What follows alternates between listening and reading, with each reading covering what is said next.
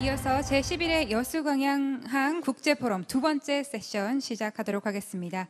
세션이 생중계되는 동안 유튜브 실시간 채팅 및 페이스북 실시간 댓글을 달아주시는 분들께는 추첨을 통해서 소정의 선물을 드릴 예정입니다. 일부에서 보여주셨던 것처럼 적극적인 참여 부탁드리겠습니다. 그럼 이번 세션을 진행해 주실 좌장님을 소개 올리도록 하겠습니다. 청와대 동북아 경제중심 추진위원회 위원으로 또 중앙연안관리 심의위원회를 거쳐서 해양수산부 정책자문위, 국가과학기술자문회의 등에서 활약하고 계시는 전남대학교 신승식 교수님 모셔봤습니다. 네, 그럼 교수님께 마이크 넘기겠습니다. 네, 안녕하십니까. 저는 전남대학교에 근무하고 있는 신승식입니다. 이번 2세션입니다. 1세션에서 너무나 좋은 토론을 갖다 저희가 들었었고요. 2세션에 이어서 2세션의 주제는 이제 스마트 포트입니다. 항만의 지능화, 물리의 스마트화라는 주제를 다룰 예정이고요. 특히 이제 지금 코로나 때문에 상당히 우리 나라뿐만 아니라 전 세계가 상당히 어려움을 겪고 있는데, 코로나를 통해서 이제 아마 저희가 생각할 때는 이제 IT라든가 비대면이 활성화되면서 IT라든가 AI 쪽이 아마 크게 급속도로 발달할 것 같은 느낌이 듭니다. 항만의 경우는 이제 비교적 프로세스가 정형화되어 있기 때문에 예전부터 기술의 진보가 끊임없이 계속 이루어져 왔었고요. 국가 R&D, 제가 이제 국가과학기술위원회에서 해양분과에 대한 국가 R&D를 하고 있는데, 저희 쪽에서도 연간 한 스마트 항만과 이제 자율우랑 선박 등의 쪽에서 한 2천억 정도의 R&D 예산을 투입해서 국가적으로도 지금 항만의 스마트화 쪽에 박차를 갖다 상당히 많이 가하고 있습니다. 오늘 토론을 통해서 저희가 여수광양항이 이러한 스마트 항만의 선두주자로 나서는 좋은 시간이 될 것 같은 느낌이 듭니다. 먼저 오늘 발표해 주실 분들을 소개해 드리겠습니다.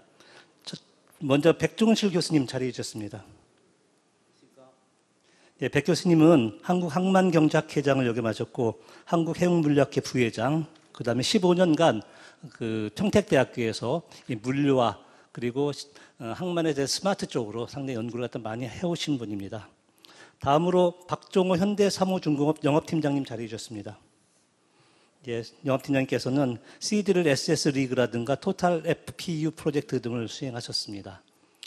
다음으로는 이제 우리 온라인으로 참여하신 분인데요. 삼성 SDS의 양영태 프로님 참석해 주셨습니다. 간단히 인사 좀 부탁드리겠습니다. 양영태 프로님. 안녕하십니까. 네, 안녕하십니까. 삼성 SDS 양영태입니다. 예, 양영태 프로님께서는 한진그룹, 한국 NCR, 금호 아시아나 등에서 이제 물류 플랫폼 기획 구축을 맡아오셨고요. 물류 플랫폼 전문가이십니다. 다음으로 이제 패널을 소개시켜 드리겠습니다. 먼저 첨단 지식 분야별 최고의 전문 기술 인력을 바탕으로 전문 설계 전 과정을 수행하시는 주식회사 건일 항만부 강형욱 이사님이십니다. 예, 다음은 이제 온라인으로 참석해 주신 패널 분들을 소개시켜 드리겠습니다. 국내외 대형 프로젝트 수행 등을 통해서 축적된 고도의 엔지니어링 기술로서 어떤 프로젝트 매니지먼트 역량이라든가 실용 능력을 자랑하는 SK건설 이준호 부장님, 간단하게 인사 부탁드리겠습니다. 네, 안녕하세요. SK건설의 이준우입니다. 감사합니다. 네, 다음으로는 이제 에너지 플랜트 시장의 키 플레이어입니다. 거기에 이제 가치 창출에 역점을 두고 있는 HDC 현대산업개발 김명호 매니저님, 간단히 인사 부탁드리겠습니다. 네, 안녕하십니까. 부산신항 2-4 현장에 있는 김명호 매니저라고 합니다. 잘 부탁드리겠습니다. 네, 이렇게 오늘 훌륭하신 쟁쟁하신 발표자님하고 또 쟁쟁하신 우리 토론자님께서 이 자리를 갖다 참석해 주셔서 아마 이 자리가 엄청 화끈하게 다가올 것 같은 느낌이 듭니다. 자, 그러면 첫 번째 발표를 시작하겠습니다. 평택대학교 백종실 교수님께서 광양항의 스마트화를 위한 과제와 추진 방안을 주제로 발표를 하겠습니다. 한 15분 정도 발표인데 혹시 조금 짧게 해주셔도 무방하도록 하겠습니다. 네, 발표 좀 부탁드리겠습니다. 네, 일단 이런 광양에 와서 이런 주제로 발표를 하게 해주신 것에 굉장히 감사를 드리고 발표를 시작하도록 하겠습니다. 이 주제는 항만 쪽에 근무하시는 분들은 익히 알고 있는 그런 내용인데요. 슬라이드가 약 한 30개 정도 되는데 15분 동안 하라고 하니까 좀 더 빨리 진행을 하도록 하겠습니다. 시작하겠습니다. 네, 제가 말씀드릴 내용은 우리 글로벌 해운 항만 환경 변화와 스마트 항만, 그리고 광양항의 이런 스마트화와 자동화의 필요성, 주요 항만의 스마트화 현황과 전망, 마지막으로 이런 광양의 스마트화를 위한 과제와 추진 방안, 이런 순서로 말씀을 드리도록 하겠습니다. 이 부분은 이제 해운 항만 환경 변화로서 여러분 잘 아시다시피 컨테이너의 대형화가 급속히 추진되고 있고 평균 선형도 8,000 TU를 상회할 만큼 이렇게 환경 변화가 빨리 이루어지고 있다. 그리고 이제 세계 10대 항만의 컨테이너선 평균 선형도 보면 뭐 안티아낭은 10,000 TU, 로테르담은 9,400 TU 정도로 나타나고 있다. 그다음에 이 4차 산업혁명 기술 발전으로서 이런 자율운항선이라든지 스마트 항만, 또 스마트 시티를 서로 연계하는 이런 방향으로 이런 해상물류 이런 스마트화가 적극적으로 추진되고 있다. 이렇게 말씀드릴 수 있겠습니다. 이 부분은 이제 도식화한 내용인데요. 뒤에 중복되는 내용이니까 그냥 넘어가도록 하겠습니다. 항만물류의 스마트화는 앞서 말씀드린 이런 4차 산업혁명과 관련된 이런 다양한 이런 기술 발전에 따라서 앞으로도 급속히 더 확대될 것으로 예상이 되고 있습니다.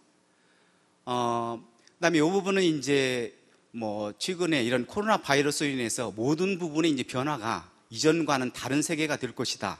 이렇게 예상들을 하고 있고 이런 글로벌 공급 사슬도 앞으로 이런 코로나 바이러스 이후 사태는 앞에 지금과는 전혀 다른 형태로 전개될 것으로 예상하고 있습니다.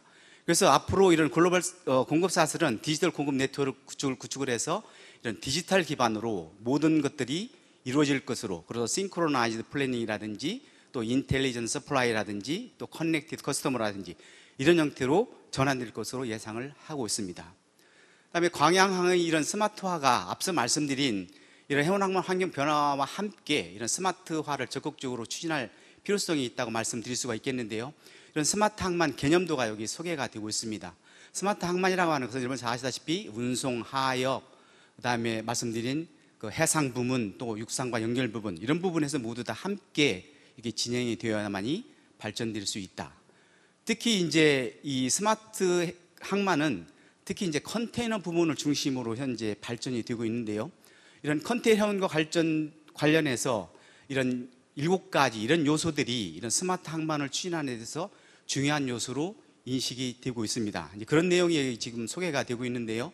이 플랫폼, 그다음에 첨단 분석 기법, IoT, 인공지능, 자율운항선 로봇, 블록체인, 또 사이버 보안 이런 내용들이 이런 컨테이너와 관련해서 진행되고 있는 이런 스마트 항만에서 적극적으로 검토하고 추진되어야 될 이런 기술이다. 이렇게 말씀드릴 수 있겠습니다.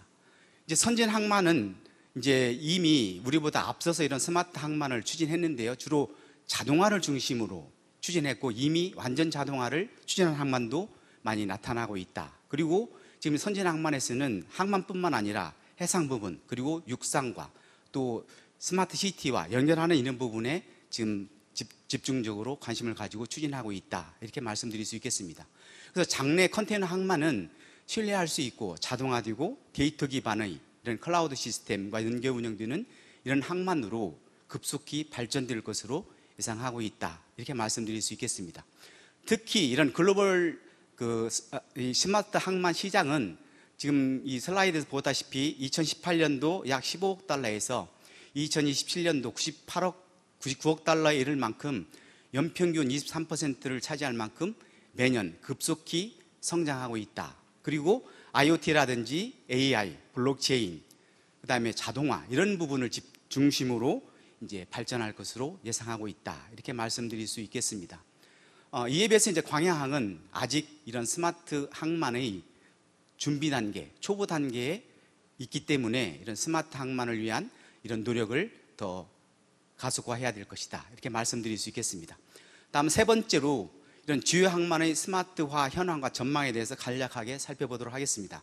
먼저 로테르담 항만인데요. 로테르담 항만은 이미 여러분들 익히 잘 들어서 아실 텐데 로테르담항 2030 비전에서는 앞으로 로테르담항이 유럽에서의 핵심적인 역할을 담당하는 글로벌 허브, 산업 거점, 또 항만과 도시, 지역을 연결하는 거점으로서 그리고 앞으로 발전할 수 있는 공간을 조성하고 인적자원 개발이라든지 이노베이션 그런 에코시스템을 구축하는 그런 거점으로서 이런 로테르담 항만이 역할을 하고자 하는 그런 비전을 설정하고 있다. 이렇게 말씀드릴 수 있겠습니다. 로테르담 항만의 스마트 포트 프로젝트는 세 가지입니다.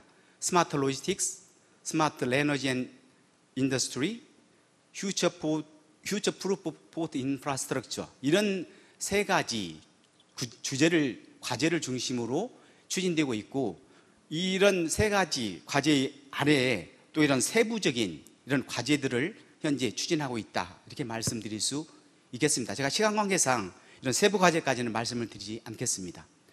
다음에 함부르크 항입니다. 함부르크 항도 마찬가지로 스마트 포트 프로젝트를 추진하고 있는데, 이 함부르크 항도 스마트 포트 로지스틱스와 스마트 포트 에너지라고 하는 이런 두 가지 과제를 중심으로 디지털라이제이션 오브 포트를 이제 목표로 현재 추진을 하고 있고요.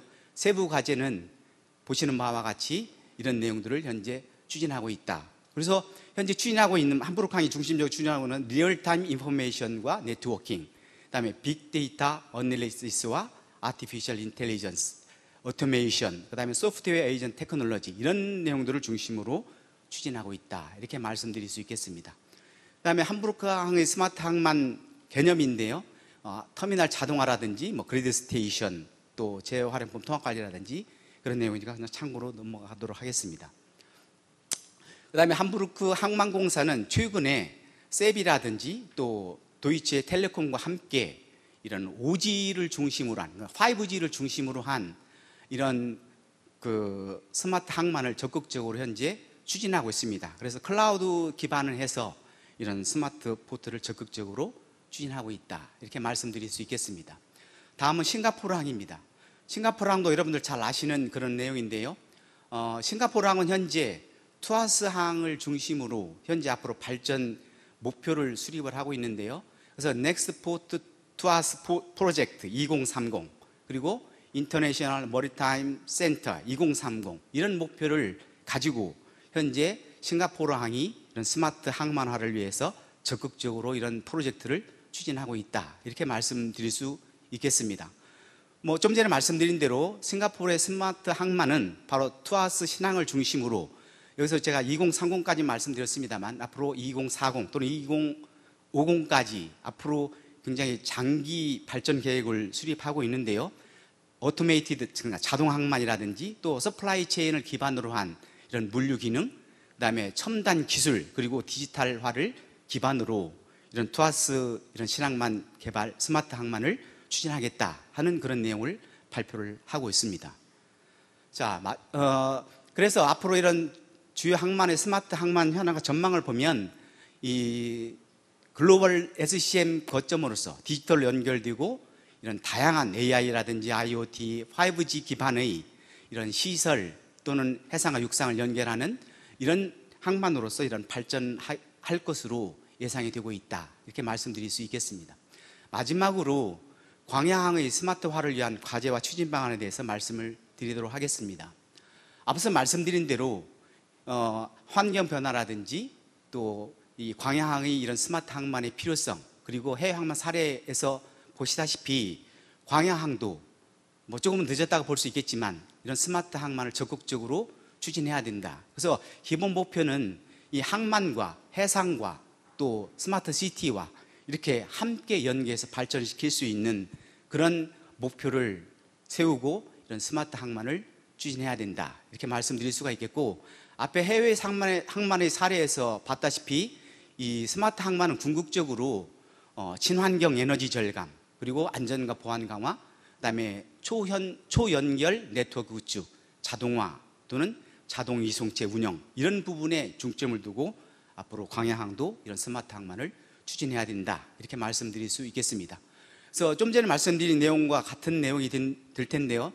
광야항이 이런 스마트 항만을 구축을 할 때 해상 부분, 또 항만 부분, 또 에너지라든지 또 배후 부분, 이런 부분에서 함께 이런 에코시스템 형태로 해서 이런 스마트화를 추진해야 된다. 이렇게 말씀드릴 수 있겠습니다.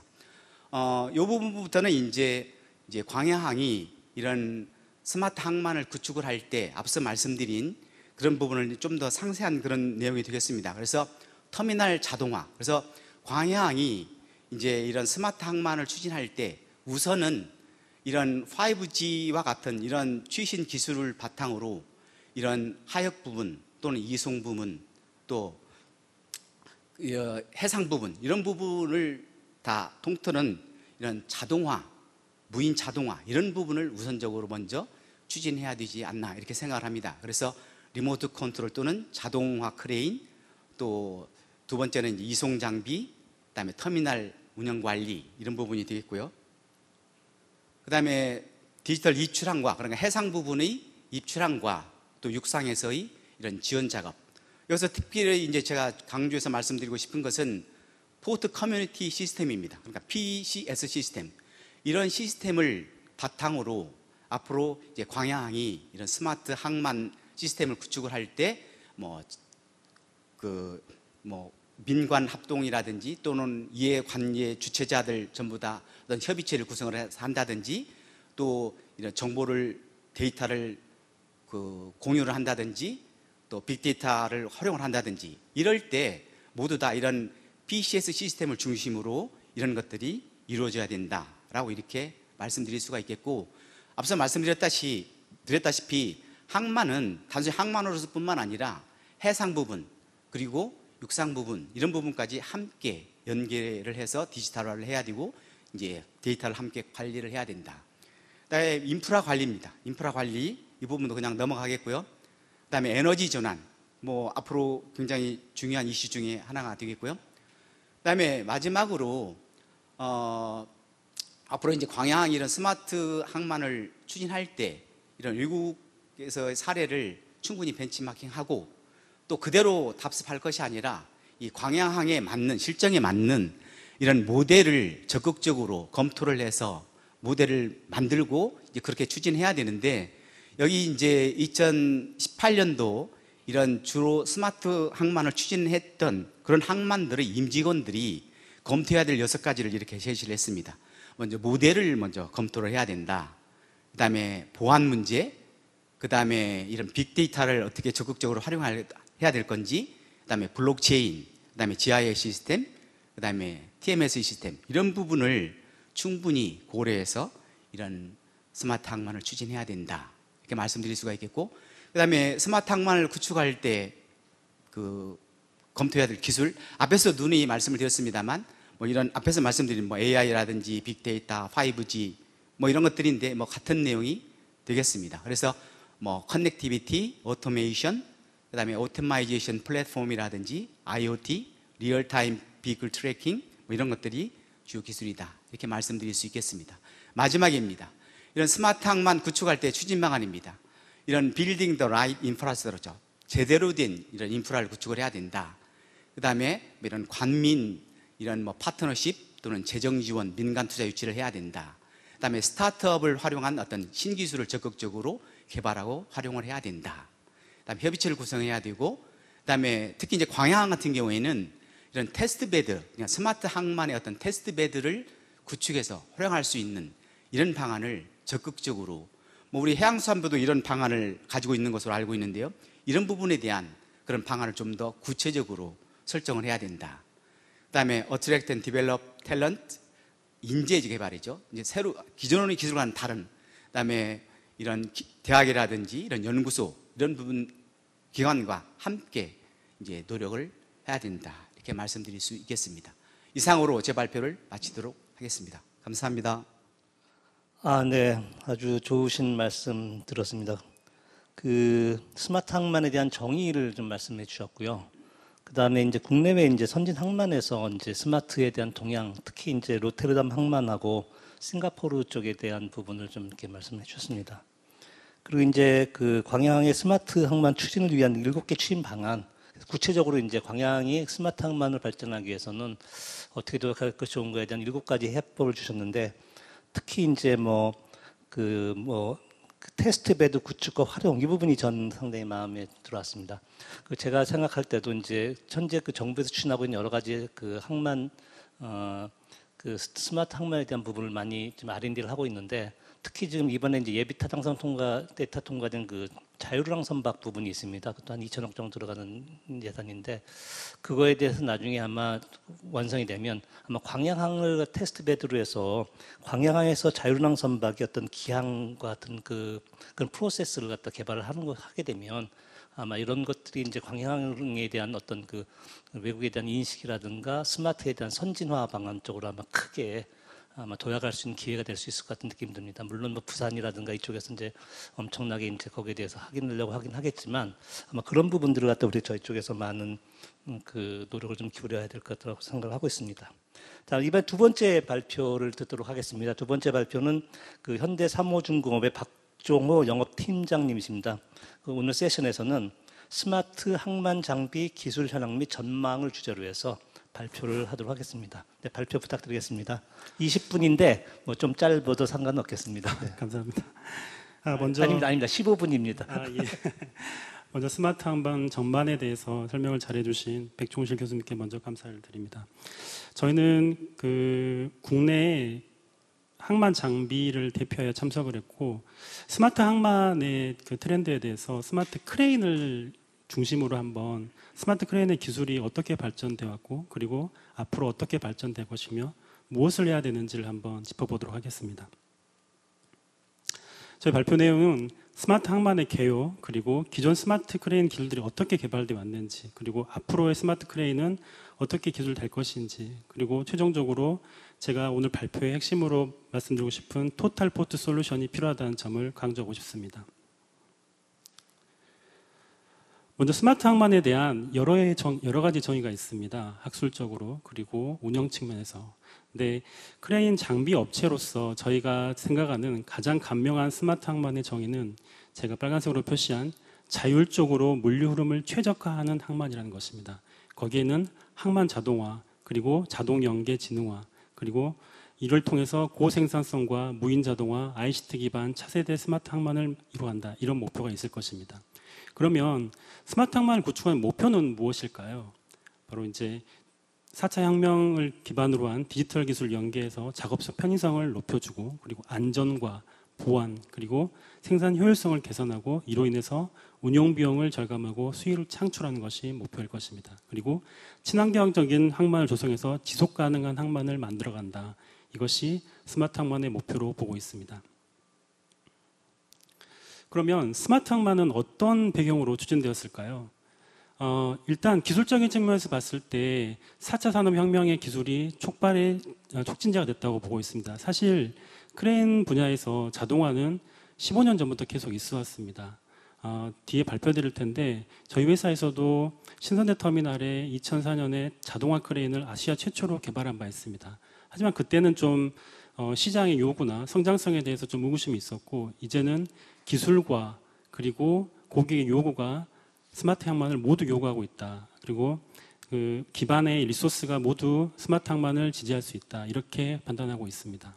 그리고 상업적인 측면에서 봤을 때는 우리가 지금 앞에 선진 항만들의 롱비치 그리고 칭따오 그리고 유럽의 로테르담 선진 항만들이 스마트 항만 경쟁을 촉발시켰고 앞으로는 스마트 항만이 돼야만 선사들 그리고 운용사들의 매력을 당길 수 있고 상업적인 성장이 가능하다 이렇게 판단하고 있습니다. 그러면 주요 스마트 항만의 기술이 어느 정도까지 진보됐을까요? 저희가 한번 단계별로 나누었습니다. 반자동화 그리고 무인 완전 자동화 3단계 지능화 그 다음에 4단계가 자율화입니다. 현재 로테르담과 롱비치, 칭따오까지 2단계와 3단계까지 완성됐다고 보고 있습니다. 그리고 CTA까지요. 그리고 지금 국내에 있는 자동항만으로 일컫는 부산신항 2-3단계, 인천신항 1-1단계는 야드 부분에 있어 자동화되어 있기 때문에 반자동화 수준에 있다고 보고 있습니다. 그러면 현재까지 저희가 판단했을 때 가장 자동화 3단계까지 완성된 기회를 갖고 있는 곳은 바로 싱가포르 투아스 터미널입니다. 2040년까지 개발했습니다. 앞으로 스마트 항만의 지향점은 바로 자율화 AI입니다. 이 지점에서 제가 경험을 한 가지 말씀드리고 싶습니다. 저희가 작년에 중동 최대 건설 항만 개발 박람회인 포트 디벨롭먼트 미들이스트에 참석을 했습니다. 그 전시회는 항만 장비 업체 그리고 부품 업체 그리고 항만 운영사 그리고 모든 터미널들이 참여하는 중동 최대 박람회입니다. 그 박람회 한가운데 가장 좋은 부스에 업체를 차린 곳은 항만 크레인 업체도 아니고 부품 업체도 아니고 바로 중국의 파웨이였습니다. 그래서 파웨이 업체에게 물어봤습니다. 왜 이쪽에 큰 부스를 차렸느냐? 바로 스마트 항만의 4대대 최종 목표는 자율화이고 AI 성능에 대해서 자기가 기치를 잡고 싶다라는 게 목표였습니다. 이런 배경으로 국내에서도 KT나 LG와 같은 통신업체들이 스마트 항만의 솔루션을 제시하고 있는 상황입니다. 이 부분에 대해서 마지막 발표에서 더 강조해서 말씀드리도록 하겠습니다. 그러면 글로벌 스마트 항만 시장 전망은 어떨까요? 말씀드린 것처럼 싱가포르, 로테르담 주요 항만들이 개발을 스마트를 추진하고 있고 앞으로 2019년, 24년까지 스마트 항만 시장은 20억 불에서 62억 불로 연평균 25% 증가가 예상된다고 전문가들은 예측하고 있습니다. 그리고 18년부터 27년까지 스마트 항만 기술 시장의 규모도 연평균 20% 증가할 것으로 전문 잡지들이 전망하고 있습니다. 그러면 가장 선진화되어 있다는 투아스 포트 터미널의 개발 계획을 장비 관점에서 한번 살펴보도록 하겠습니다. 일단 가장 쉽게 말씀드리면 투아스 터미널의 기치는 안전한 항만, 지능형 항만, 그리고 효율적인 항만, 친환경 항만입니다. 물론 기치로 내세운 것들이 굉장히 평범해 보이지만 그것을 개발할 수 있고 실현할 수 있는 모든 기술들이 가장 선진화되게 적용되어 있다고 저희는 판단하고 있습니다. 그래서 기존에 있던 항만 메인 필드를 투아스로 옮겨서 40년까지 약 200개에서 300대의 자동화 크레인, 암벽 크레인을 설치할 계획을 갖고 있습니다. 참고로 저희 회사가 작년에 여기에 들어가는 크레인을 수주한 바 있습니다. 그러면 크레인 기술 시장을 한번 예전 시장과 앞으로의 시장을 비교해서 한번 살펴보도록 하겠습니다. 기존 크레인 개발의 추이는 어땠을까요? 크레인 시장의 가장 근본적인 트렌드는 컨테이너선 대형화에 따라서 크레인도 커진다는 것입니다. 70년대 파이피더막스부터 앞으로 예상되는 울트라막스 18,000, 22,000TU에 맞춰서 크레인들은 선폭의 커짐에 따라서 19열, 16열, 26열, 앞으로 28열까지 언급이 되고 있습니다. 이에 따라서 컨테이너 크레인은 아우니치 기준으로 봤을 때 68m, 72m, 76m까지 커지고 있고 그에 따라 성능도 시간당 35개에서 40개 넘어서 50개까지 목표로 하고 있는 상황입니다. 말씀드린 것처럼 한번 그 크레인의 대형화를 그림으로 한번 표현해 봤습니다. 아우니치가 44m부터 현재는 73m. 저희가 작년에 그리고 올해까지 받은 해외 터미널, 국내 터미널들의 대부분의 인콰이어리는 크레인의 아우니치는 68m 이상을 요구하고 있습니다. 대부분 사실 스마트 항만이 아니다고 하더라도 대부분의 항만들이 선박의 대형화에 맞춰서 크레인이 대형화되고 있는 것이죠. 그러면 이전에 생산성에 대한 그 가장 기치를 쓰고 최점을 세웠던 기술은 무엇이었을까요? 바로 텐덤 그리고 트윈이었습니다. 그러니까 스프레더를 통해서 더 많은 컨테이너를 처리하겠다. 이게 예전에 트렌드였다고 볼 수 있습니다. 그리고 자동화도 야드 중심으로 자동화가 되고 있었습니다. 그래서 예전에 그 야드 크레인들의 성능을 봤을 때 이동수형 제약이라든지 이런 측면에서 조금 불리한 점이 있었다 판단하고 있습니다. 그러면 앞으로 스마트 크레인들의 기술 개발은 어떻게 될까요? 크게 세 가지로 요약할 수 있습니다. 우리가 항상 외치고 있는 무인 원격 자동화입니다. 그리고 두 번째는 친환경, 제로 폴루턴트, 그리고 세 번째는 진단 보수, 진정한 스마트 크레인, 예지 보수를 할 수 있는 크레인을 지금 지향하고 있습니다.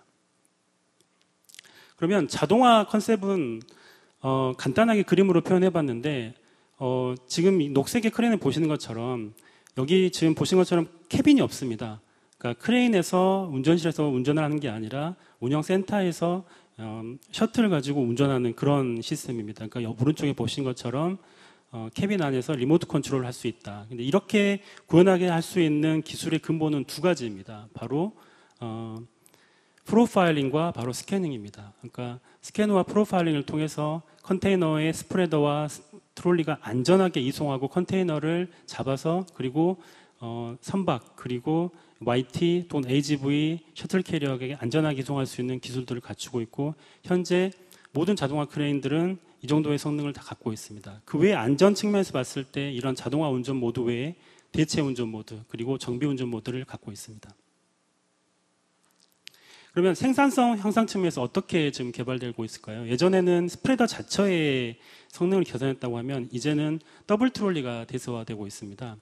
더블 트롤리는 사실 기존의 큰 크레인들이 자동화를 했음에도 불구하고 생산성의 향상 효과가 그렇게 크지 않았습니다. 그 이유는 바로 트롤리 하부에 있는 AGV와 트롤리를 내리는 기간, 그 시간의 스탠바이 타임이 근본적으로 해결되지 않았기 때문입니다. 그래서 더블 트롤리라는 개념을 통해서 트롤리를 2개를 만들고 선박에서 지분 크레인을 래싱 플랫폼이라는 세컨드 플랫폼에 놓고 그리고 세컨드 트롤리가 YT나 그리고 셔틀 캐리에 놓는 그런 시스템을 개발해서 생산성을 획기적으로 개발하고 있고 저희가 앞서 설명한 선진 자동항만들은 모두 DTQC를 적용하고 있습니다. 통상 이 크레인을 더블 트롤리 키 크레인에서 DTQC라고 부릅니다.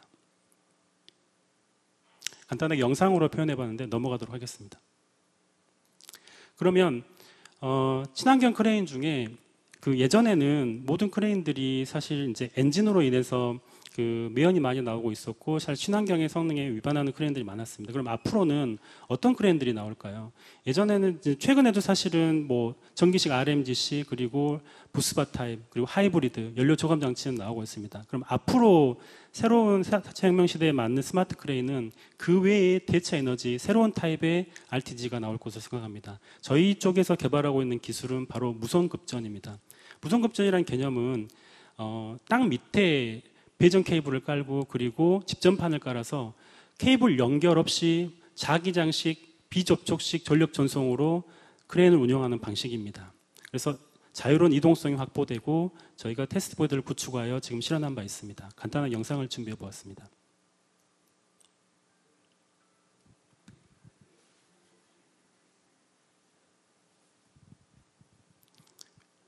보시는 것처럼 기존에 있는 크레인에 배터리룸을 달고 집전판과 그리고 전력선 케이블을 통해서 무선으로 전력을 이송하는 방식입니다. 넘어가도록 하겠습니다.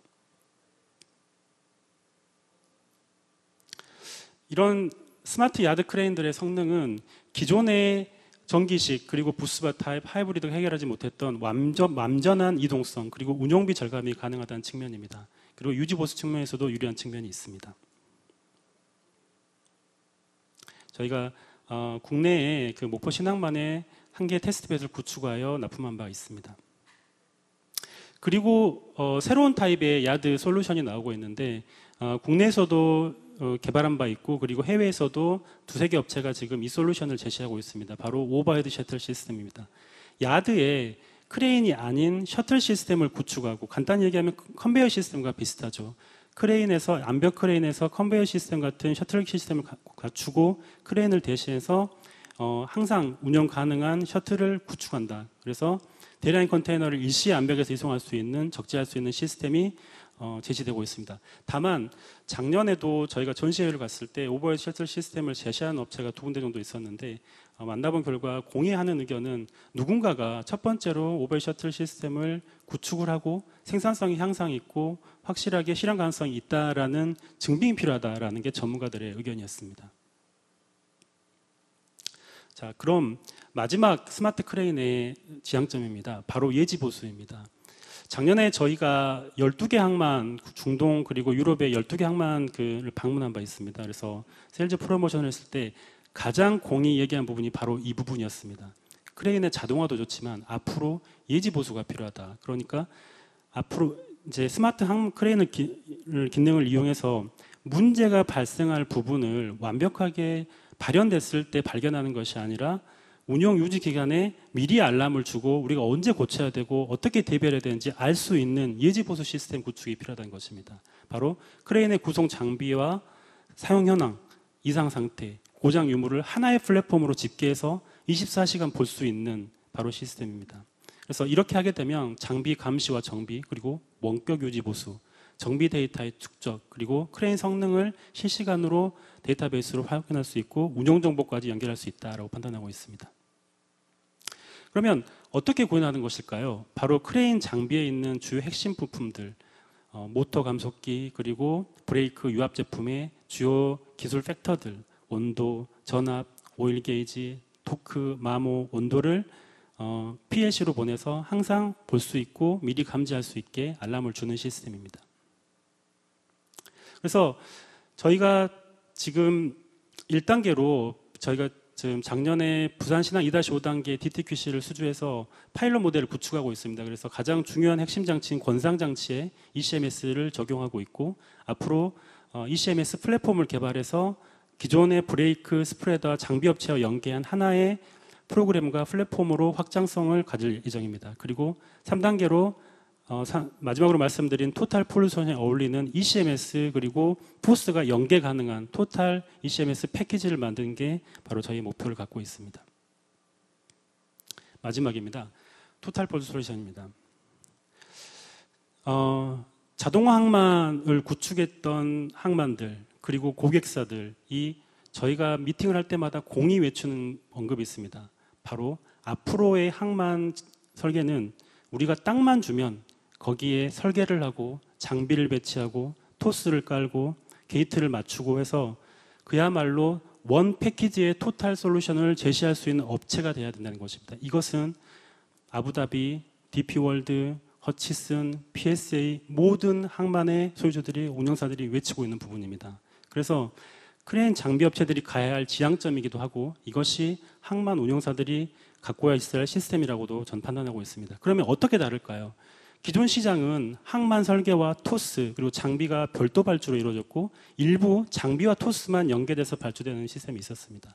앞으로는 항만 설계와 토스와 항만 장비가 모두 일괄 패키지로 발주되게 하겠다는 게 항만 운영사의 장기 계획입니다. 왜 필요할까요? 바로 이것입니다. 첫 번째, 기존 항만들의 불만은 이거였습니다. 토스의 최적화, 장비의 최적화, 그리고 앞으로 이루어질 게이트들 이런 각각의 최적화는 되나 결국은 인터페이스를 해서 전체적인 시스템의 최적화가 필요하다. 그러면 한 개 업체가 전체 토스와 모든 장비 업체를 아우를 수 있는 그런 솔루션에 최적화를 할 수 있어야 된다. 그런 엔지니어링이 있어야 된다는 것입니다. 두 번째로 사실 실행적인 부분이죠. 이런 스마트 항만의 여러 인터페이스를 한 개 업체와 원 채널로 일원화해서 관리할 수 있다면 최적의 관리 포인트가 될 수 있을 것입니다. 세 번째로 그러면 현재 스마트 항만의 가장 중요한 기술들은 토스 업체들이 주도하고 있습니다. 근데 토스 업체들이 가장 아쉬워하고 개발해야 되는 부분이 바로 크레인의 유지 보수입니다. 그러니까 크레인 운영, 터미널의 운영 부분에 있어서 최적화는 할 수 있으나 크레인의 자체의 유지 보수와 연계한 토스가 된다고 하면 진정한 토스가 될 수 있는 것이거든요. 그래서 저희의 ECMS와 개발한 연계한 토스의 운영을 통해서 한 단계 업그레이드된 토스가 가능하다라는 말씀을 드리고 있습니다. 그리고 공사를 실행한 측면에 있어서 기존에 했던 항만들이 가장 불편을 가진 부분이 사실은 항만을 구축하고 장비를 납품하고 토스를 구축하는 것은 가능한데 기존에 있는 크레인의 컨트롤 시스템과 토스와 인터페이스 하는데 시간이 오래 걸렸다는 부분입니다. 그래서 그 기간을 단축할 수 있다는 것이 장점입니다. 그래서 현재까지 2004년부터 2026까지 단계별로 TPS, 저희는 토탈 포트 솔루션이라고 부르는데 이런 토탈 솔루션의 발주가 이루어지고 있고 앞으로는 굉장히 많아질 것으로 예상하고 있습니다. 그래서 방금 말씀드린 것처럼 시장 전망은 앞으로도 계속 토탈 포트 솔루션의 시장 전망이 열릴 것이다 보고 있고 저희 외에 전 세계적인 크레인 장비사들은 이런 토탈 포트 솔루션 대비하여 토스 그리고 전체 시스템을 아우르는 엔지니어 능력을 갖추고 있습니다. 그래서 결론 지어보겠습니다. 앞으로의 장비 업체에서 보는 스마트 항만의 시점은 현재는 과거는 장비별 발주되고 가격 위주의 생산성의 위주의 항만이었다고 하면 현재는 자동화 기술 중심이고 앞으로는 자동화, 친환경을 접목한 지속적인 성장 가능한 스마트 그린 터미널이 앞으로 대세가 될 것이다. 이를 위해서는 토탈 포트 솔루션을 제시할 수 있는 업체 그리고 운영 시스템이 돼야 한다고 판단하고 있습니다. 이상으로 제 발표를 마치도록 하겠습니다. 네, 아주 자세하고 또 새로운 그 지식이 풍겨 나오는 그 강의 감사드리겠습니다. 특히 이제 이번 발표에서는 이제 스마트 항만에 대한 추진 배경에 대해서 말씀을 좀 해주셨고요. 그다음에 이제 항만이라고 하는 전체적인 스마트 항만에서 그 크레인에 대한 역할, 크레인에 대한 자동화에 대한 역할에 대한 부분을 갖다 중점적으로 말씀을 해주셨습니다. 그래서 이제 스마트 항만이 가기 위해서 크레인이 어떻게 뒷받침이 되어야 되는가 하는 부분하고 특히 이제 그러기 위해서는 크레인에 대한 어떤 시장 비교, 또 원격 자동화, 뭐 오버헤드 셔틀 시스템이라든가 특히 이제 예지 보수와 관련된 부분이 상당히 중요하다는 말씀을 다 해주셨고요. 마지막으로 이제 토탈 포트 솔루션에 대한 부분을 좀 자세하게 설명을 해주셨습니다. 아마 이 부분이 저희가 그 스마트 항만으로 갔을 때 이제 가장 큰 역할을 하게 되는 이 크레인에 대한 부분이 이정표가 될 거라고 생각을 하고 있습니다. 자, 그 다음에 이제 세 번째 발표를 저희가 듣도록 하겠습니다. 세 번째 발표는 이제 온라인으로 듣게 되겠는데요.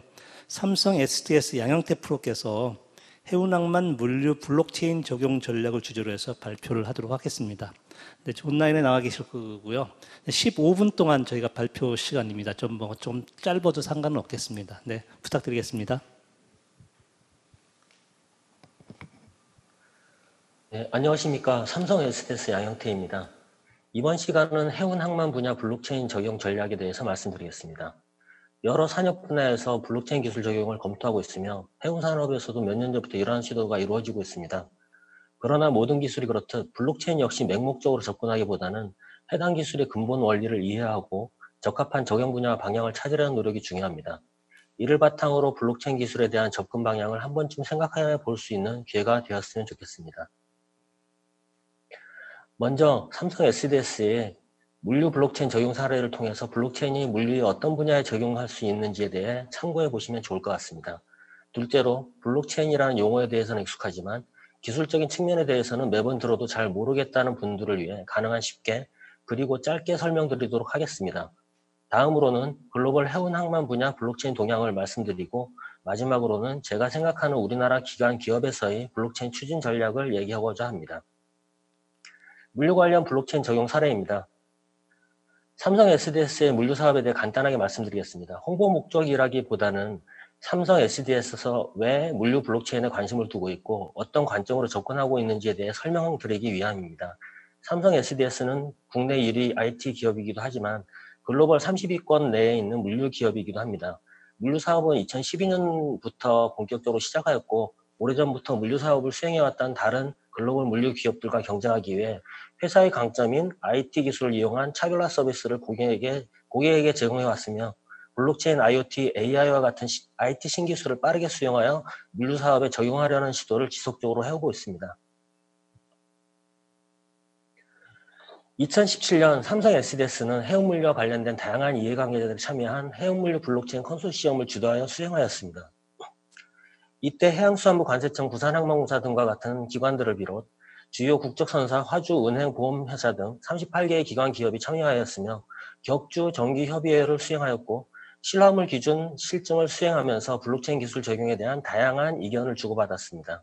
약 8개월 동안의 활동기간 동안 참여자들은 블록체인 기술 및 적용 가능성에 대해 살펴보고 실용화를 위해서는 여러 가지 검토해야 할 사항들이 존재한다는 사실도 인지하였습니다. 참여 기관들 중 해양수산부 관세청 부산항공사 등은 2018년 공공과제를 추진하였고 이들 중에서 삼성 SDS는 관세청 주관 블록체인 기반 수출 통합 물류 서비스 시범과제를 수행했습니다. 관세청에서는 수출 프로세스를 중심으로 접근하였으며 약 60개의 기관 기업들이 참여했습니다. 그렇지만 무역 분야에 블록체인을 적용하려는 시도가 한 기업의 적극성으로 가시적 효과를 나타내기는 쉽지 않았습니다. 따라서 사업적으로 유의미한 결과가 바로 나타날 수 있는 다른 분야를 검토하게 되었고 2019년부터는 제품 유통기록 관리 쪽으로 집중하여 추진하였습니다. 제품의 전반적인 유통기록을 다루기 때문에 범위 측면에서는 더 넓어 보일 수 있지만 특정 제품의 한정적인 서플라이 체인 내 참여자만들을 대상으로 하기 때문에 필요 구성원들의 참여를 이끌어내기가 상대적으로 쉬운 측면이 있었습니다. 블록체인 기반 유통기록 관리는 제품의 소유권을 이전시킬 때 이전까지 기록했던 데이터 이력과 더불어 정보 추가에 대한 권리도 같이 넘겨줍니다. 이러한 방식으로 생산자에서 가공업체로 다시 유통업체로 전달이 되고 최종 소비자는 구매하려고 하는 제품의 전체 이력 정보를 스마트폰과 같은 수단을 이용하여 확인함으로써 신뢰할 수 있는 정보를 기반으로 제품 구매에 대한 의사결정을 할 수 있습니다. 이는 블록체인의 특징인 정보 투명성과 신뢰성을 바탕으로 하여 어떤 기업이 유통일자나 원산지를 속이는 등 여러 가지 비도덕적인 행위들을 어렵게 만들 수 있습니다. 그리고 사람이 정보 생성에 개입하는 과정을 줄이기 위해 IoT나 OCR, 자동문자 인식입니다. 과 같은 기술들을 결합시켰고 이력 정보에 대한 사후 검증 및 부가가치가 있는 신규 정보 생성을 위해서 애널리틱스 기술을 적용해 나아가고 있습니다. 더불어 블록체인 고유 특성인 중립성과 투명성을 보장하기 위해 플랫폼 내 참여자 가입을 결정하거나 블록을 만드는 데 중요한 역할을 하는 밸리데이터를 공공기관이나 비영리 단체로 제한하는 정책을 세웠습니다. 현재 SDS 블록체인 기반 유통 이력 관리 플랫폼은 실증 사업이 아닌 상용화 기반으로 수산물, 가공식품, 화학 소재, 와인 및 물류, 금융, 결합 서비스 등 다양한 분야로 확대해 나가고 있으며 점점 더 신뢰할 수 있는 플랫폼으로의 발전을 위해서 지속적으로 참여자들을 포함시켜 나가고 있는 상황입니다. 블록체인이라는 용어는 익숙하지만 아직까지 블록체인이 어떤 기술이며 어떤 곳에 이용해야 하는 기술인지 또는 해당 기술의 장단점은 무엇인지 정확히 모르시는 분들이 많으실 것으로 예상됩니다. 그래서 제가 이해하고 있는 블록체인 개념을 간단하게 그리고 가능한 짧게 소개해 드리도록 하겠습니다. 지금 말씀드리려고 하는 것은 서플라이 체인 내 여러 이해관계자들 간 정보 전달을 목적으로 블록체인을 활용하는 것에 관한 얘기입니다. 크립토 커런시나 요새 부각되고 있는 DID, 분산신호 확인의 접근 방식과는 차이가 약간 있음을 미리 말씀드립니다. 블록체인은 서로 다른 두 기업 또는 기관 간 시스템 기반 정보 교환의 기술입니다. 업무 파트너 간 정보 전달은 사업을 위한 필수적인 과정입니다. 기업 간 정보 연계 반복 중 가장 고전적이면서도 현재까지도 보편적이기도 한 방식은 수작업 기반 정보 교환 방식입니다. 즉 전화, 팩스 또는 이메일 등을 이용하여 업무 파트너에게 정보를 전달하며 정보 수신자는 해당 문서를 눈으로 확인하면서 내부 시스템에 정보를 입력합니다. 다음은 포털 시스템을 구성하고 업무 파트너들에게 정보 입력을 요구하는 방식입니다. 주로 사업적으로 유려한 위치를 차지하고 있는 기업 및 기관들이 이러한 선택을 하고 있으나 정보를 입력해야 하는 입장에서는 자사 시스템과 타사 시스템 두 군데에 정보를 입력해야 하는 단점이 존재합니다. 세 번째는 시스템 간 정보 교환이 이루어지는 전통적 EDI 방식인데 해운 산업에서는 90년대 이후부터 도입이 활발하게 이루어졌었습니다. 정보 교환 주체들은 사전에 전송 메시지에 대한 포맷 및 통신 방식을 합의하고 각각 메시지 송수신을 위한 프로그램 로직을 구현해야 합니다. 동일 유형의 전산문서에 대해 다양한 포맷으로 정의되는 상황이 발생되었고 이를 방지하기 위해서 국제기관 등에서는 UN 에디팩이나 안시 엑스다 12와 같은 표준을 만들게 되었습니다. 2015년 이더리움 탄생으로 블록체인 2.0 시대가 시작되었고 블록체인에 프로그램 로직을 포함시킬 수 있게 되면서 이를 기업 간 정보 교환에 적용하려는 시도가 나타나게 되었습니다. 전통적 EDI와 유사하지만 정보 정합성 및 신뢰성 측면에 부가적 가치가 있다는 점에서 관심을 두게 되었습니다. 전통적 EDI와 마찬가지로 메시지 포맷은 상호 합의를 거쳐야 하며 분산 원장 기술 기반으로서 분산된 데이터 저장소들에 대한 관리 기능이 포함되므로 블록체인 기반 정보 교환을 원하는 기업들은 동일하거나 상호 호환이 가능한 플랫폼으로 구성되어야 합니다. 전통적 EDI 대비 블록체인이 국제무역 업무에서 가질 수 있는 장점을 사례를 이용해서 말씀드리겠습니다. 무역거래에서 상업송장은 수출자가 작성하는 문서입니다. 수출 통관 시 필수 제출 문서이며 LC 계좌 개설이나 적화보험 가입에도 요구됩니다.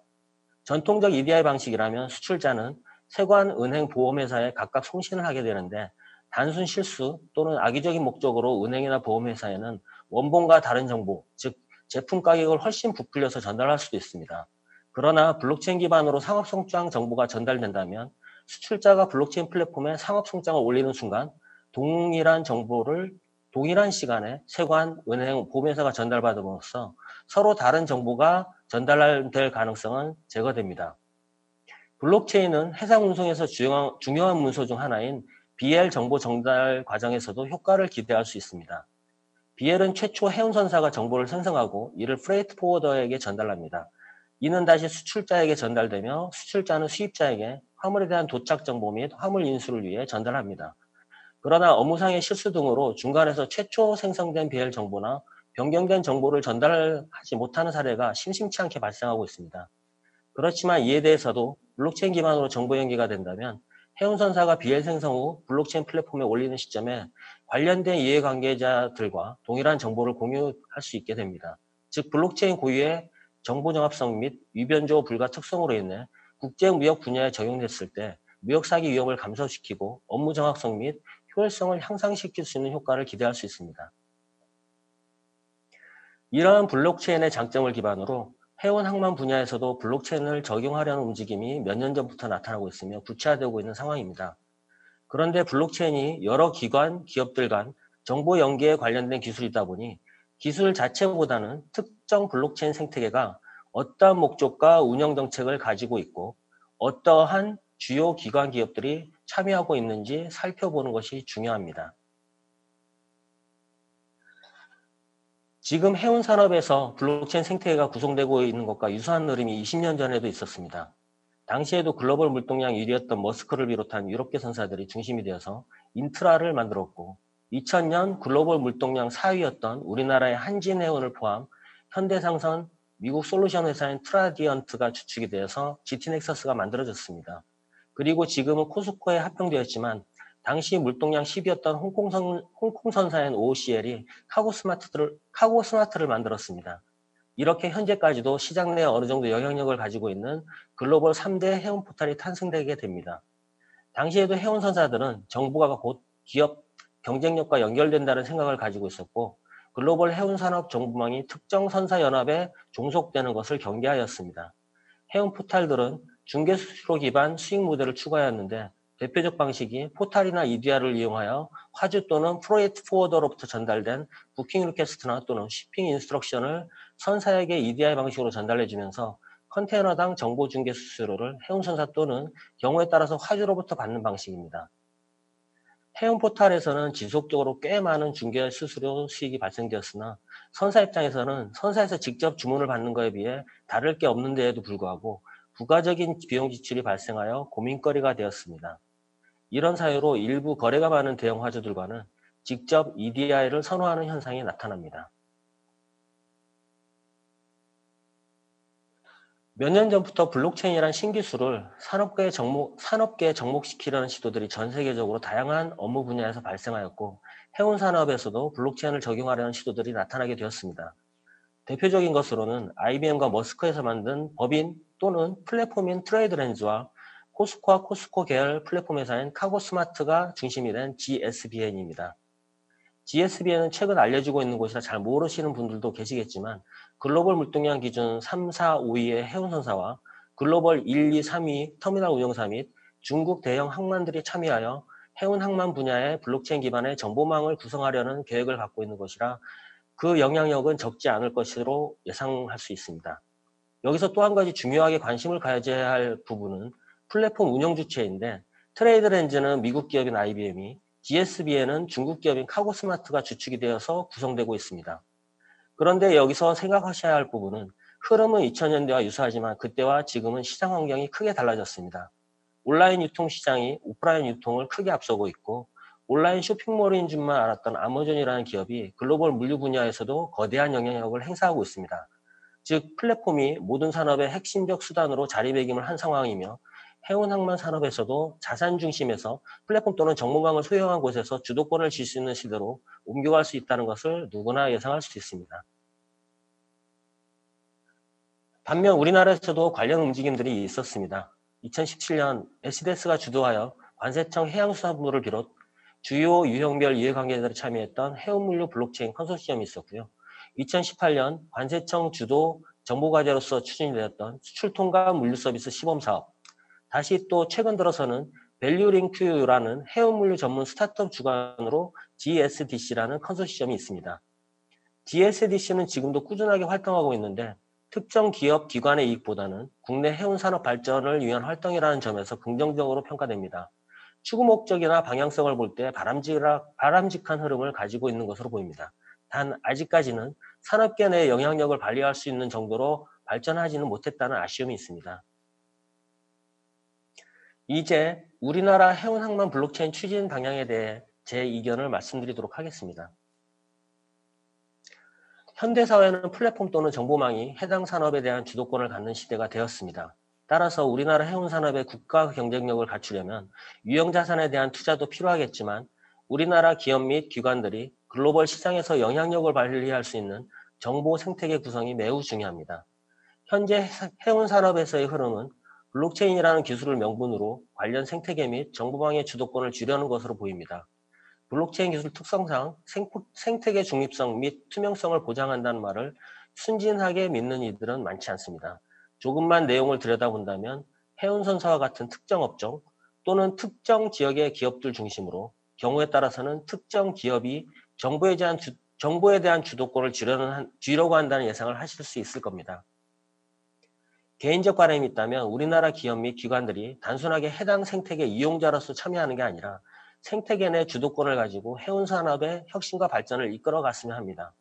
그러나 냉정하게 바라보면 과거에 비해 우리나라 해운기업의 글로벌 영향력이 많이 축소되었습니다. 즉 우리나라 해운기업들의 힘만으로는 20년 전처럼 관련 생태계를 구성하기는 어려워 보입니다. 그러므로 해외 몇몇 기업들이 주도권을 가진 플랫폼이 글로벌 생태계를 장악하여 그들의 규칙에 강요당하기 이전에 해운선사와 항만뿐 아니라 해운산업 최종 소비자인 화주들과 여러 관련 기관들의 이해관계를 포함한 진정으로 중립적이고 투명성을 보장하는 생태계가 만들어져야 하며 이런 생태계에 우리나라 기업, 기관들이 주도적으로 참여하여 글로벌 해운 항만 정보 생태계에 영향력을 발휘할 수 있는 위치를 확보하는 것이 중요합니다. 구체적으로 해당 생태계의 근간이 되는 플랫폼 구성을 보자면 특정 기술에만 의존하고 다른 기술을 배척하는 게 아니라 관련 산업 전체 구성원들의 활용하고 있는 기술에 대한 포용을 해야 합니다. 특정 기술만 주장한다면 해당 기술을 주도하는 특정 기업에 대한 의존성으로 정보망에 대한 불균형을 초래할 수 있고 기술 혁신 및 구성원 확대에 대한 제약이 있을 수 있습니다. 이는 우리나라에서 현재 추진되고 있는 스마트 항만 정보망 구축 사업에서도 중요하게 고민해야 할 부분이라고 생각합니다. 다양한 블록체인 기술들을 지원하고 더불어 현재 일반적인 전통적 EDI 방식도 수용해야 하며 더불어 현재 자리를 잡아오고 있는 IoT, AI 등과 같은 기술들과 결합해야 합니다. 시장 환경에 뒤처지지 않기 위해서는 블록체인, IoT, AI 등과 같은 IT 신기술들을 빠르게 도입하는 게 중요하겠지만 그보다 더 중요한 것은 관련 생태계의 방향성과 주도권 확보라는 사실을 잊지 말아야 할 것 같습니다. 이상으로 제 발표는 짧게 마치겠습니다. 감사합니다. 암호화 기술을 기반으로 해서 아주 핫한 기술인 블록체인을 기반으로 저희는 비트코인으로 많이 알고 있는데 비트코인의 기반 기술인 그 블록체인에 대해서 말씀을 쭉 해주셨고요. 블록체인 기술에 대한 그 어떤 이해 부분 그리고 이제 블록체인과 물류 분야에서 어떤 적용 방안 특히 이제 EDI를 블록체인으로 이제 대체했을 때 어떤 나타날 수 있는 부분에 대한 설명을 갖다 주셨습니다. 그리고 이제 마지막으로 해운 항만에서 블록체인의 추인 전략을 갖다 하시면서 그 국내 생태계를 갖다 구축해야 된다는 부분, 그다음에 글로벌로 확산해야 된다는 부분, 특히 이제 그 마지막 결론에서 상당히 중요하신 부분께 말씀하신 부분은 이게 블록체인이 독자적으로 뭐 그냥 솔로로 그냥 가는 것이 아니라 트래디셔널 EDI하고 블록체인이 둘이 병행해서 갈 때만이 아마 해운항만 쪽에서는 상당히 그 효과적으로 이제 이식될 수 있을 것이라는 중요한 말씀을 좀 해주신 것 같습니다. 아주 중요하고 좋은 발표 감사드리겠습니다. 자, 그럼 이제 세 분의 이제 발표가 끝났고요. 이제 토론을 하도록 하겠습니다. 토론 지금 패널 저희가 세 분이 지금 저희가 지금 정해져 있는데요. 그 강영욱 건일 항만부 이사님하고 김명호 HDC 현대산업개발 매니저님, 그다음에 이준우 SK 건설 부장 세 분이 계십니다. 먼저 이제 오프라인에 계신 우리 강영욱 이사님께서 간략하게 말씀을 좀 해주면 좋을 것 같습니다. 예, 안녕하십니까. 주식회사 건일의 강형욱이라고 합니다. 저는 항만 설계 분야에 몸담고 있는 직원입니다. 지금 아까 앞에서 말씀해 주신 백 교수님이나 박 팀장님 말씀대로 스마트 항만을 구성하기 위해서는 항만을 자동화하는 게 먼저 필요한 부분이라고 생각이 됩니다. 그래서 제가 지금 부산항신항 서컨테이너 터미널 상부 시설에 대한 그 설계를 수행하고 있습니다. 그 국내에서는 처음이라면 처음일 수도 있고 본격적으로 자동화 항만을 목표로 개발하고 있는 터미널을 지금 설계를 하고 있는 중인데요. 그 경험에 비춰서 제 생각을 좀 잠시 말씀을 드리면 현재까지 건설 분야는 상당히 상세하게 설계 기준에 얽매여서 진행이 되는 산업 분야 중에 하나입니다. 근데 이번에 자동화 분야에 관련된 장비 분야일 수도 있고 IT 분야일 수도 있고 물류 분야일 수도 있는 여러 분야 같이 같은 내용들이 포함된 과업을 수행하다 보니까 기존으로는 타 분야에 연계된 내용들을 명확하게 제시하기 쉽지 않은 부분이 있었습니다. 또 한 가지는 개발 구상하는 단계부터 방금 말씀드린 장비나 IT 그리고 통신, 전기 여러 가지 분야들이 함께 과업을 같이 진행할 필요성을 굉장히 많이 느꼈습니다. 아까 박 팀장님께서 말씀하셨던 토탈 솔루션과도 맥을 같이 하는 내용일 것 같은데요. 그러니까 서로 정보를 주고받고 같이 과업을 진행해야 되는 부분들이 상당히 많이 있는데 저희 이번 과업에서는 서로 자문을 받는 정도의 도움밖에는 받지 못했습니다. 그리고 또 한 가지 말씀을 드릴 수 있는 게 보통 기존에 물동량 예측을 위해서 생산성 시뮬레이션을 많이 수행해 왔었습니다. 저희도 이번에 시뮬레이션 수행을 했었는데 저희도 이번에 사용했던 거는 물동량 예측을 넘어서 평면 배치의 적정성, 그러니까 최적의 평면 배치를 찾기 위한 방법으로 시뮬레이션을 사용하려고 했었습니다. 근데 그게 좀 장기간에 걸쳐서 서로 피드백을 주고받으면서 최적의 평면 배치를 도출할 수 있는 방법이었으면 좋았을 텐데 단순히 수평과 수직을 비교하는 시뮬레이션에 멈출 수 있는 아쉬움이 좀 있었습니다. 그리고 또 한 가지는 이건 전통적인 토목적인 부분에 대한 얘기인데요. 하부 안벽 구조물이나 그리고 집안 계량 같은 부분에 있어서 기존에 해왔던 방식대로 함으로써 자동화에 필요한 요구를 만족시키지 못하는 경우가 지금 발생하고 있는 상황입니다. 예를 들어보자면 국내 대부분 항만들이 연약 지반으로 구성되어 있는 위치에 건설이 되는 사정입니다. 근데 대부분 경우 연약 지반 지금까지의 연약 지반 계량은 2차 안밀이나 그리고 잔류 치마들을 고려하고 나중에 그거에 대한 유지 보수를 조금씩 돋아주는 방식으로 하는데 현재 최근에 자동화 장비 분야에서는 굉장히 큰 민감성이나 정확도를 요구하기 때문에 그런 치마에 대한 부분을 처음부터 다시 개념을 잡고 시작할 부분이 있을 거라고 생각이 됩니다. 여기까지 제가 이번에 패널로서 제가 수행했었던 과업에서 느꼈던 부분을 우선 말씀을 드렸고 좀 더 친실한 내용을 좀 다른 패널분들께서 같이 도와주셨으면 좋겠습니다. 감사합니다. 네, 감사합니다. 다음에는 이준우 SK건설 부장님께서 간단한 패널 토론 좀 부탁드리겠습니다. 한 5분 정도 이내로 좀 부탁드리겠습니다. 네, 안녕하세요. SK건설의 이준우입니다.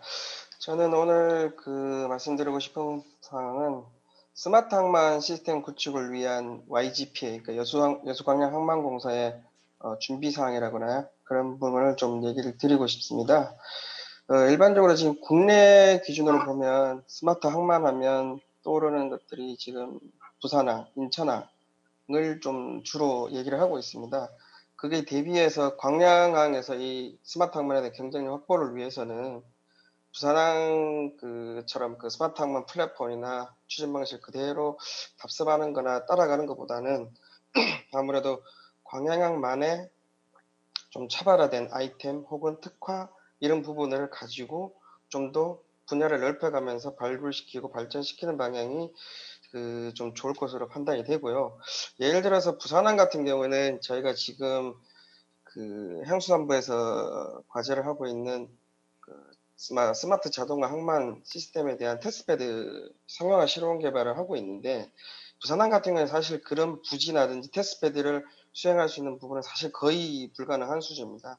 그에 비해서 광양항은 그 부분에서 좀 어느 정도 여유나 관심이 많이 가지신 것 같더라고요. 그렇다면 어차피 스마트 항만이란 부분은 단순히 그냥 건설이나 시공을 할 수 있는 부분이 아니고 지금부터라도 이 연구개발이라든지 그리고 다양성, 콜라보레이션, 그리고 관계 간 협의들을 시작을 해야 되기 때문에 이 부분에 대한 테스트베드를 지속적으로 제공해 주시거나 아니면 그런 부분에 관심이 많아지시면 아무래도 광양항 쪽에서는 그 외부에서 보기에도 광양항이 아마 스마트 항만의 좀 메카로 잡을 수 있지 않느냐 하는 생각이 좀 들고요. 그래서 따라서 일단 광양항에서의 그 전속 발전이나 이런 것들을 위해서도 스마트 항만 추진 TF가 아마 제가 알기로는 지금 신설이 된 걸로 알고 있습니다. 신설이 되는데 그분에 대한 유지나 그런 것들을 위해서라도 사실은 좀 더 지지가 좀 필요하고 아마 지속 유지 발전해서 TF뿐만이 아닌 그 부서가 좀 사실은 좀 부서 개념 내지 좀 더 본부 개념으로 좀 커져야 될 것 같고요. 잘 아시겠지만 이 항만이라는 게 단순 그냥 항만을 할 수 있는 부분이 아니고 암백 크레인, 야드 크레인, 운영, 이송 장비 그리고 게이트 작업, 보안 기술 등이 다 결합하고 콜라보레이션 해야 되는 조직이기 때문에 그런 부분을 좀 다 아우를 수 있고 좀 이렇게 그 관여할 수 있는 그런 좀 조직이라든지 그분이 좀 필요할 것 같고요. 지금 현재 여수광양 항만공사에서 제가 TF가 있는 건 알긴 하지만 그것도 사실은 제가 쉽지 않은 걸로 알고 있습니다.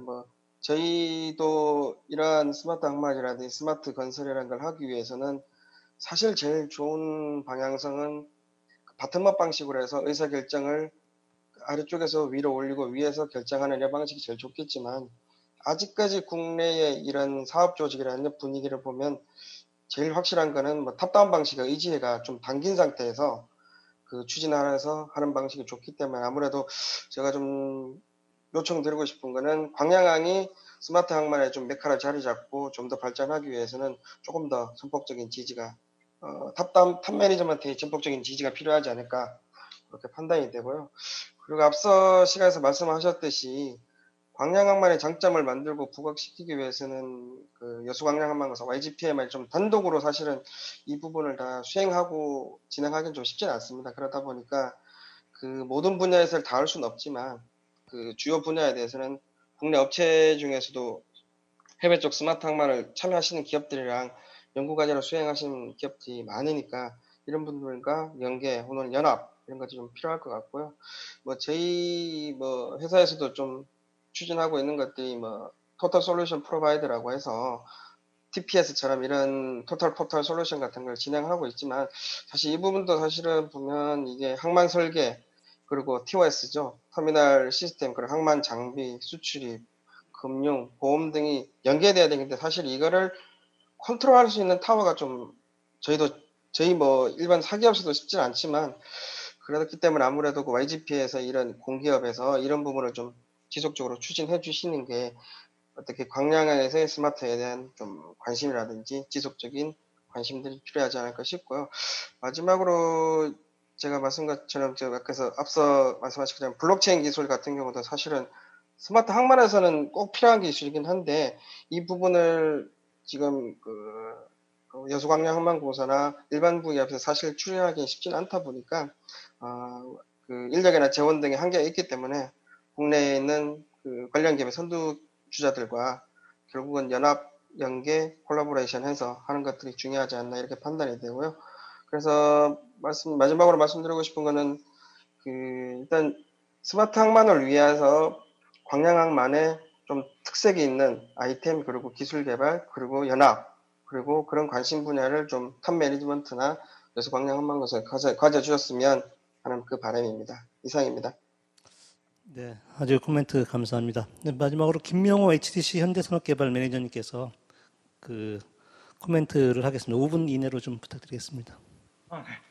앞선 패널 분들의 좋은 말씀 많이 들었습니다.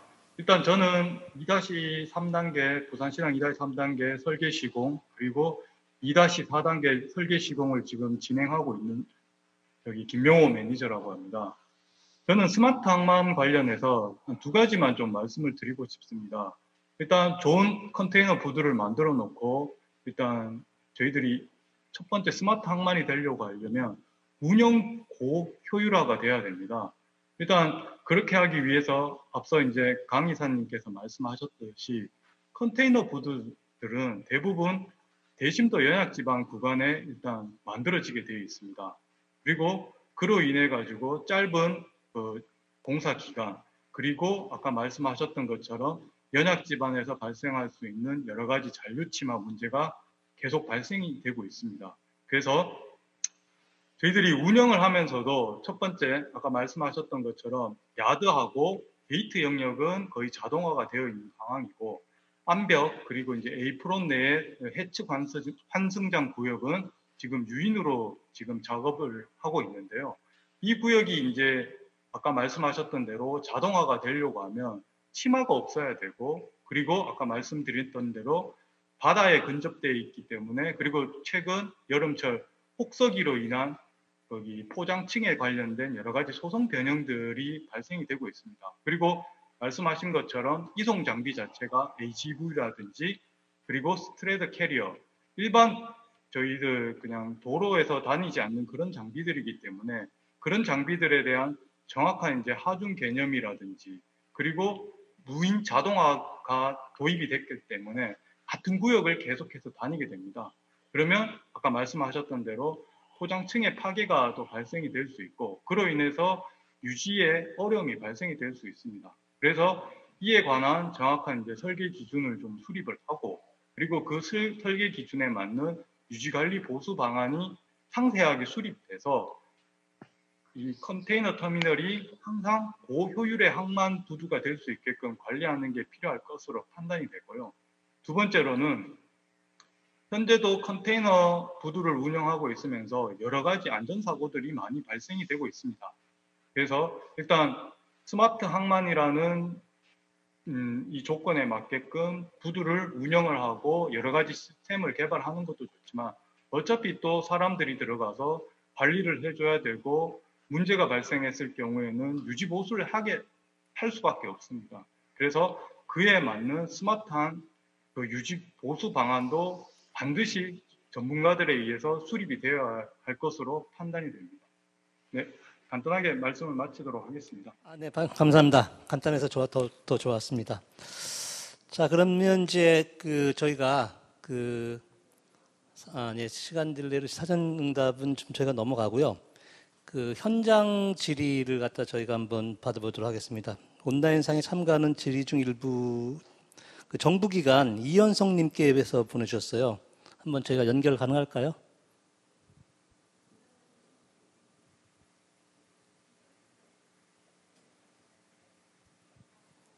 이현성님, 질의 부탁드리겠습니다. 안녕하세요. 네, 안녕하세요. 저 한국해양수산개발원의 이기열입니다. 우선 제 연습원의 발표를 잘 들었고요. 제가 질의드릴 내용은 이제 블록체인 관련해서 조금 질의를 드리고자 합니다. 양현태 프로님께서 이제 4차 산업혁명의 핵심 기술 중 하나인 블록체인에 대해서 잘 설명해 주셨는데, 설명해 주셨다시피 블록체인의 가장 큰 장점이 참여자 간 정보 교류 시 공유된 정보에 대한 신뢰도와 정확성이 확보라고 저는 생각을 합니다. 그리고 항만 물류 부문에서도 다양한 정보의 교류가 이루어지고 있는 만큼 블록체인의 활용도 및 효과가 더욱 클 것으로 예상이 되는데, 설명해 주신 물류 블록체인 플랫폼의 참여자가 대부분 물류망에서 활동하는 기업들인데, 만약 해운이랑 항만 블록체인 플랫폼에서 들여다보는 정보를 분석하게 되면은 항만을 개발하고 관리하는 지방청, 항만공사 등에서 관련 정책을 수립하거나 의사결정 시 큰 도움이 될 것으로 예상이 되는데, 혹시 이러한 정부기관이라든지 공공기관 참여할 수 있는 방안이 있는지, 아니면 혹시 이런 사례가 있다면 간략히 설명해 주셨으면 감사하겠습니다. 네, 이상입니다.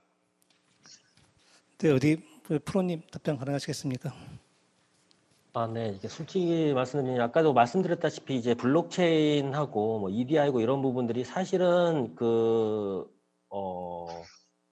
정보 연계에 관련된 기술입니다. 그런데 이제 그런 정보들을 이제 종합적으로 취합해가지고 분석을 하려면 정보를 한 군데서 모아야 되는데, 기존에 이제 EDI 방식으로 보면 피어 투 피어 방식, 즉 바로 옆에 전달을 해주고 그런 방식인데, 즉 중간에 이제 단절될 위험이 있습니다. 그렇지만 이제 블록체인으로 해서 만약에 생태계에 대한 설계가 제대로만 된다면, 예를 들면 항만청이나 또는 이제 국가 정부기관이 그런 어떤 이제 정보의 공유를 할 때 반드시 어떤 이제 그 정보 공유 참여자로만 들어갈 수 있다면 정보의 수집이 훨씬 수월할 수도 있을 거고요. 그런데 이제 그런 이제 정보에 대한 활용성 부분은 어찌 보면 블록체인에 대한 영역이기보다는 블록체인이나 EDR은 이제 정보 수집에 대한 영역입니다. 근데 정보 활용에 대한 부분들은 그런 부분들을 데이터 분석을 하고 그리고 이제 활용하는 부분이라서 어찌 보면 AI나 아니면 이제 업무 프로세스를 좀 더 분석해가지고 이제 활용하는 애널리틱스 분야에서 이제 좀 고려를 해야 될 것 같습니다. 네, 어떻게 질문 답변이 되셨습니까? 네, 답변 감사합니다. 네, 저기 마지막 그 온라인으로 질문하신 분은 그 한국해양수산개발원에서 근무하고 계신 이기열님 박사님이셨습니다. 저희가 원래 두 분을 하기로 했었는데 먼저 연락이 돼갖고 이제 이분을 말씀드렸었고요. 한 분은 이제 지금은 이제 시간 관계상 이제 연결을 좀 못할 것 같은 느낌 들고요. 그래서 오늘 지금 이 여태까지 이제 발표와 토론 그 다음에 이제 그 온라인 질의를 통해서 저희가 그 세션 2세션을 갖다 저희가 마치도록 하겠습니다. 마치면서 제가 오늘 아침에 그 텔레비를 봤는데 이제 KBS가 그 연간 적자가 한 1,200억 정도 적자가 난다고 얘기를 하네요. 보니까 MBC가 한 450억 정도 적자를 나는데 그 이유가 봤더니 이제 골든타임 7시부터 10시 사이에 공중파 시청률이 30% 정도밖에 안 된답니다. 그 다음에 그 케이블 TV가 한 9% 시청률이고 나머지 60%는 유튜브를 본다고 합니다. 보니까 전부 다. 유튜브가 점점 너무 커져가면서 공중파라든가 케이블에 대한 어떤 그 적자가 상당히 심해지고 있는 건데 이런 것들이 아마 저희가 보고 있는 어떤 이 세계의 변화 흐름인 것 같은 느낌이 듭니다. 그러니까 저희가 항만에 대해서도 전통적인 관점만 계속 보고 있다 보게 되면 이러한 그 역할을 맞이하게 될 텐데 저희도 빨리 이 변화해가는 이 그 세상을 갖다 저희가 빨리 흡수해서 항만에 대한 어떤 스마트라든가 아니면 블록체인이라든가 AI라든가 여러 부분을 갖다 저희가 접목시켜서 빠른 시기 안에 저희가 오히려 이런 변화하는 시기에 코로나 시기에 어려울 수 있는 이 시기에 저희가 오히려 더욱더 이게 기회가 될 수 있는 이런 시간이 됐으면 상당히 좋겠습니다. 오늘 발표 세 분 발표 참 훌륭하신 발표였었고요. 그 다음에 또 저희 토론해 주신 분들 너무 감사했습니다. 아마 이것이 바탕이 돼서 저희 여수광양 항만이 아마 큰 발전을 이루게 되는 좋은 기회가 될 것 같은 느낌이 듭니다. 저도 오늘 이것으로서 제2 세션을 마치도록 하겠습니다. 시청해 주신 여러분들 감사드리고요. 이 자리에 계신 분 감사드리고 온라인에 계신 여러분들 다 감사드리겠습니다. 네. 네, 감사합니다. 굉장히 흥미로운 주제로 다양한 말씀해 주셨는데요. 제가 권한만 있다면 시간을 무한정 드리고 싶네요. 네, 지금 짧은 시간에도 불구하고 좋은 강연 해주신 강연자 그리고 토론자분들 그리고 자장 역할을 훌륭하게 해주신 신승식 교수님께 다시 한번 감사 인사 드립니다. 네, 감사합니다. 이제 자리로 돌아가 주시면 되겠습니다.